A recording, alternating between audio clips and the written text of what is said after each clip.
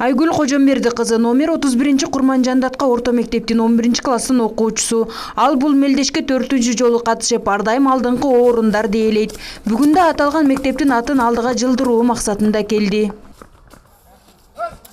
Айгүл мектепте да алдыңкы окуучулардан, ал сабактан сырткарыда ар дайым спорт менен машыгып турат. Окуучу кыз спорт ден соолуктун булагы деген принципти карманат.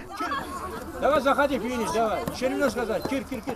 Бизге ушундай иш-чараларды көбүрөөк коюп берсе жакшы болот эле да. Биз бардыгыз жаштар бардыгыз спорт жактан өнүгөт элек. Ичимдиктерге, спирт ичимдиктерине берилбей бардык ден соолугубузга жакшы болот эле да. Иш-чарага 1,5 миң окуучу катышты. Ар бир мектептен 6 класстан жогорку 30га чукул окуучу өз мүмкүнчүлүгүн сынашты. Мелдеште кыздар балдар өзүнчө чуркады. Кыздар 300 метрден 500 метрге чейин, ал эми балдар 300 метрден 1000 метрге чейин чуркап өттү.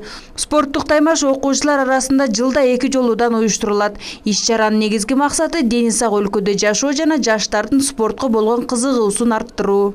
В основном участвуют все школы города.